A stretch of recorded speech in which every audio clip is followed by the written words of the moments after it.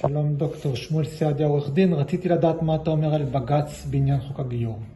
כן, בנושא של הפסק הדין של הגיור הרפורמי הוא בעייתי, הפסק הדין של בית המשפט העליון, עם כל הכבוד. ראשית, יש לה איזושהי מגמה לא כל כך בריאה שגורמת להידרדרות במעמד של בית המשפט העליון. הוא מתערב בנושאים שנויים במחלוקת, נושאים פוליטיים.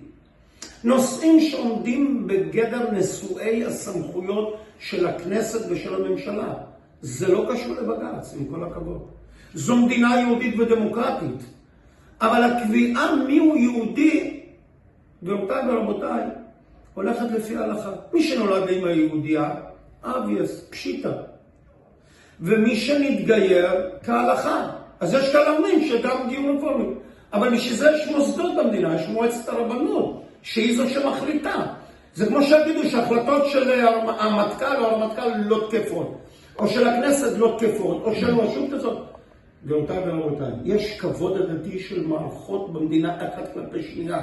ולכן הפסק הדין של בג"ץ בנושא גיור רפורמי מתערב באושיות התהליכים של הקביעות של מיהו יהודי של המוסדות המוסמכים. ולכן הוא בלתי חוקתי. ולכן בסופו של דבר כך מתייחס הציבור בחוסר אמון ובחוסר רצון לקבל את זה. זה לא מספיק שאנחנו מדינה דמוקרטית.